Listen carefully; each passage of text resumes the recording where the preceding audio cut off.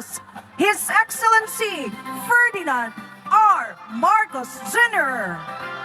Panahon na ng pagbabago, dahil sa ito ay kinakailangan.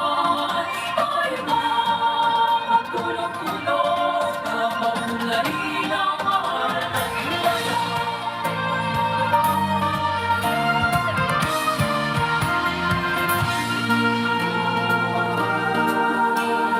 na ng pagbabago, dahil sa ito ay kinakailangan. Tayo na magtulong-tulong na maunlarin ang mahal nating bayan.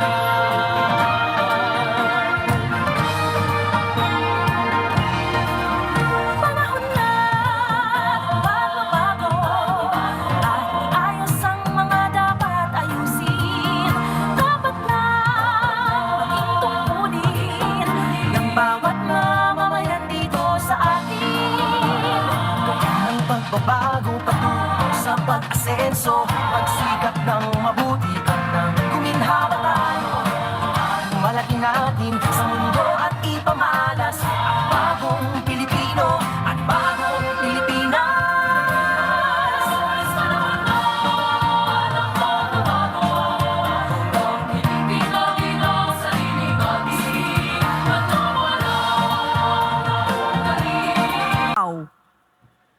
Para sa panimulang bahagi ng ating programa, inaanyayahan po natin si Mayor Jose Relampagos upang magbigay ng kanyang pambungad na talumpati.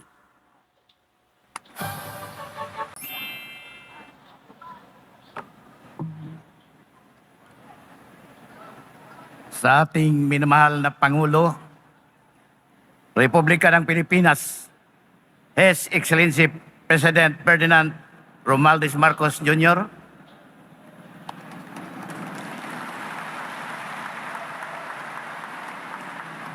sa mga membro ng kabinete, Dar Secretary Conrado Estrella III,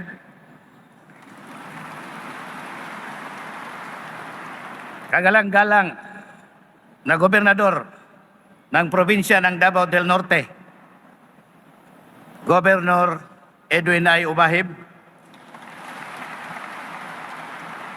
mga magsasaka, benepisyaryo ng Davao de Oro,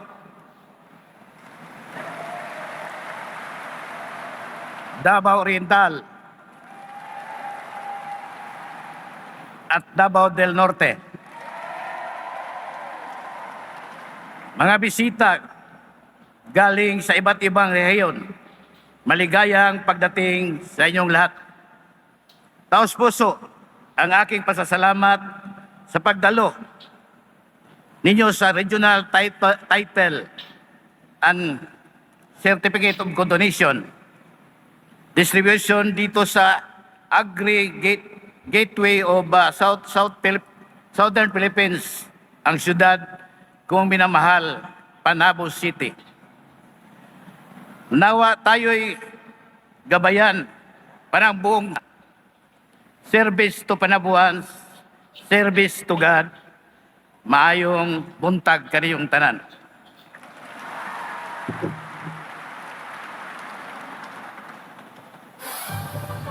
Maraming salamat po, Mayor Relampagos. Sa pagkakataong ito, inaanyayahan natin si Governor Edwin Ubahib upang magbigay ng kanyang mensahe.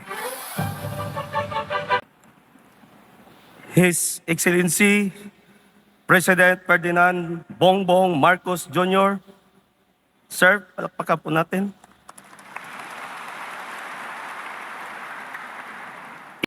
This day marks a historic chapter not only for the Davao region but for the entire nation.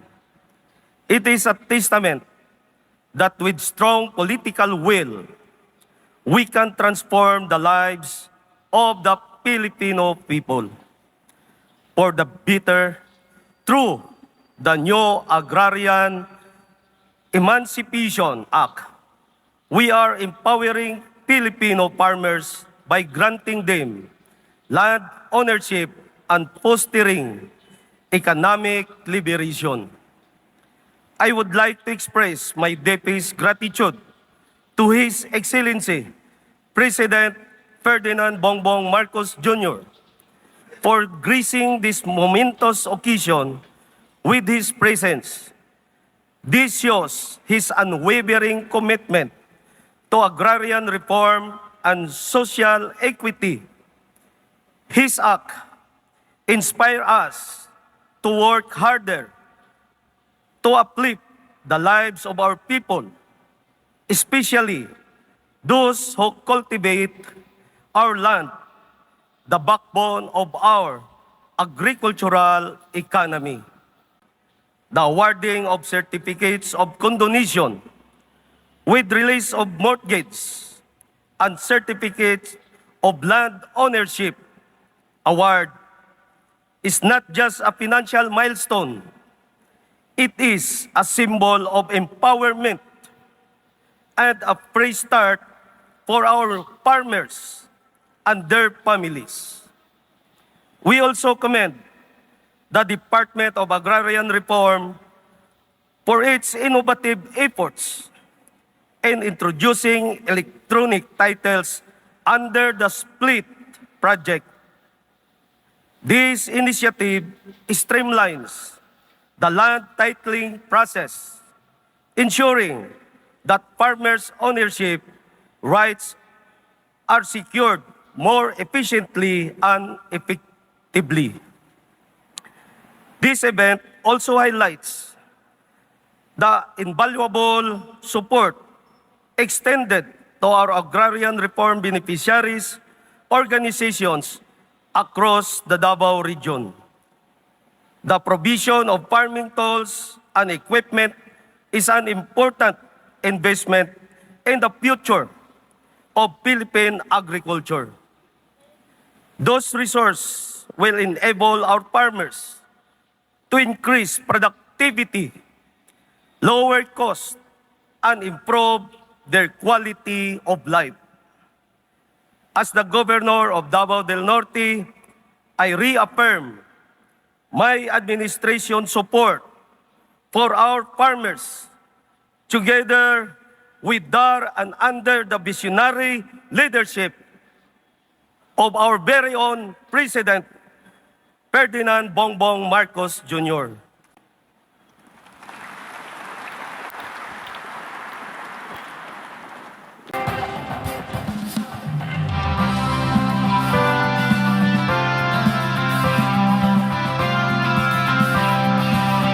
Joscoro Blando.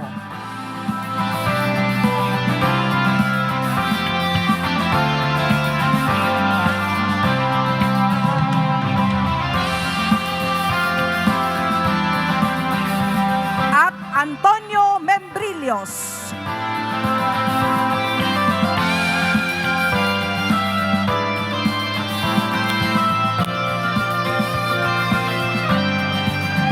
Pangalawa, ang 465 e-title beneficiaries na kinakatawan nina Beato Liubit,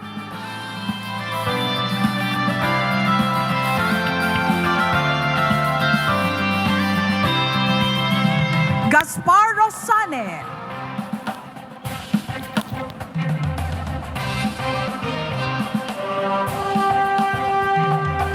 Estanislao Dano,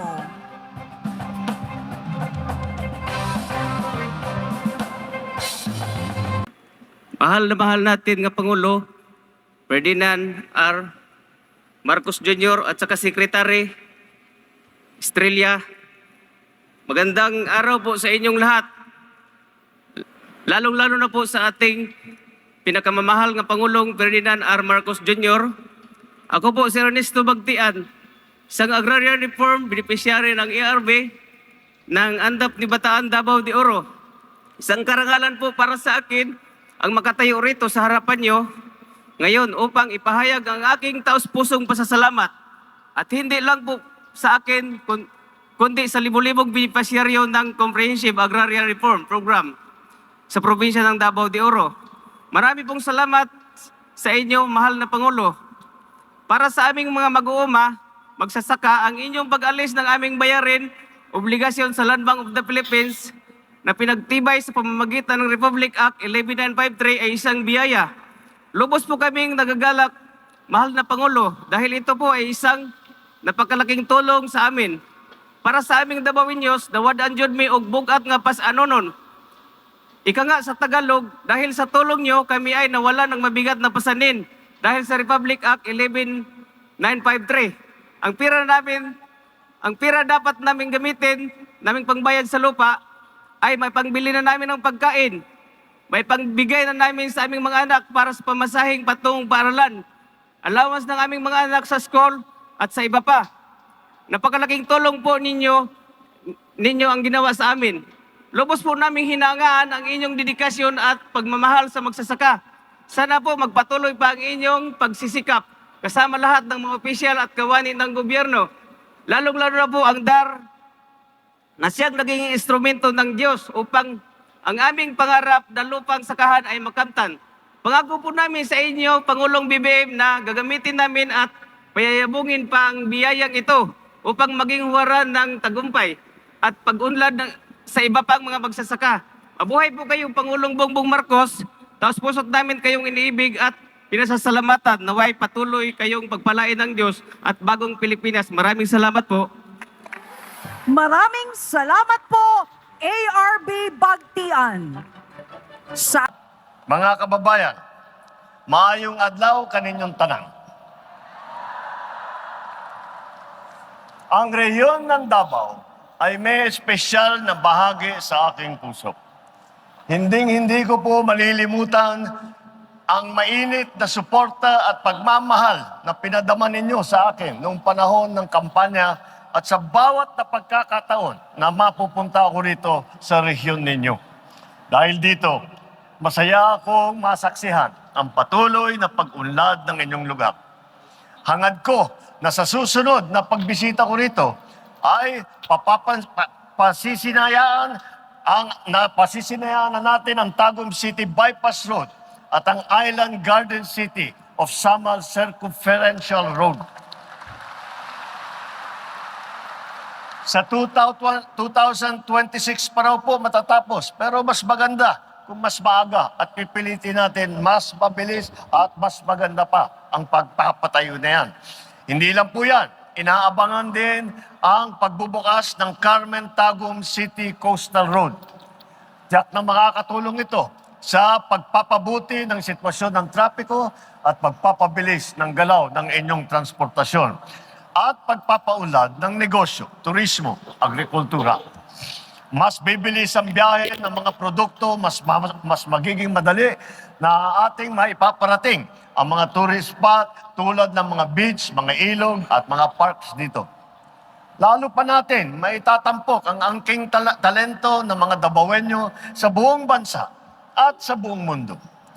Para po sa kaalaman ng lahat, nag-organize po ang tanggapan ng Pangulo, katuwang ang Department of Education ng isang parole-making contest. Sa 148 pampublikong paaralan na lumahok, ang Panabo City National High School ang nanalo bilang second place nitong Pasko na ito. Ipinamalas ng mga estudyante ng Panabo City National High School ang galing, ang husay at pagkakamalikhain. Kaya naman, buo ang aking suporta sa lahat ng mga proyekto at programang naglalayon na maisulong ang pagpapalawig ng turismo, pag-asenso ng inyong rehiyon at pagkilala sa inyong galing. Itong araw po na ito ay isang patunay sa pangako pong iyan. Narito ako upang ipamahagi ang mga sertipikong nagpapalaya sa ating mga agrarian reform beneficiary sa inyong pagkakautang sa lupang pang-agraryo. Ang paggawad ng mga certificate of condonation with release of mortgage o yung tinatawag nating COCROM ay bahagi ng pagpapatupad ng isang bagong batas, ang New Agrarian Emancipation Act. Ang programang ito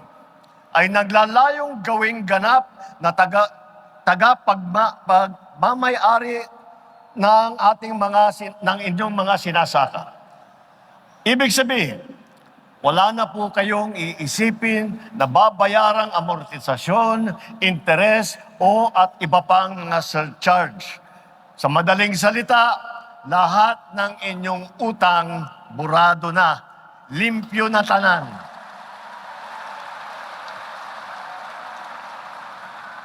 Sa buong Region 11 ay magbibigay tayo ng mahigit 11,000 kokrom para sa mahigit 9,000 benepisyaryo. Ito ay may kabuuang lawak na mahigit na 13,000 ektarya na nakakahalaga ng mahigit 600 milyong piso. Una natin igagawad ngayong araw ang mga kokrom sa mga benepisyaryong nagmumula sa probinsya ng Davao de Oro, Davao del Norte, Davao Oriental. Bago matapos ang taon, ay isusunod naman natin para sa mga agrarian reform beneficiary sa Davao del Sur, Davao Occidental at sa Davao City. Mahigit 600 e-title sa mga ARBs mula sa Davao del Norte, del Sur ang ating ipapamahagi nang sa gayon magkaroon na ng sariling titulo sa lupang inyong sinasaka. Ito naman ay alinsunod sa proyekto ng DAR, gaya ng split project at ng land acquisition and distribution. Ito ang layunin nito ay mas pabilisin ang paghahati ng lupa para sa ating mga farmer beneficiary at ang pamamahagi ng mga lupang sakahan para sa mga magsasakang walang sariling lupain. Kaya naman, nagpapasalamat tayo sa World Bank dahil katuwang sila ng DAR sa pagpapatupad nito. Bukod pa rito, mamamahagi rin tayo ng mahigit 140 Certificate of Land Ownership o CLOA sa Davao City. Patuloy po ang pagsisikap ng gobyerno na mabigyan kayo ng mga proyekto na makakatulong sa pagpapalago ng inyong mga sakahan at magpapatatag sa sektor ng agrikultura. Kaya ngayong araw, ipinagdiriwang din natin ang tagumpay ng bunga ng inyong pagsisikap, ang inyong sakripisyo at determinasyon. Makakaasa kayo na sa bagong Pilipinas, hindi namin kayo pababayaan. Ang paglilingkod sa inyo ay ang nagbibigay sa amin ng inspirasyon para magsumikap sa aming tungkulin. Sa ating mga minamahal na benepisyaryo, sana po ang aming handog ay makapagbigay sa inyo ng bagong simula. Naway gamitin ninyo ang pagkakataong ito upang palaguin ang inyong mga sakahan at itaguyod ang kinabukasan ng inyong mga pamilya at ng ating bansa. Mabuhay ang ating mga magsasakang Pilipino! Mabuhay ang bagong Pilipinas! Daghang salamat! Maraming salamat po, mahal na Pangulo.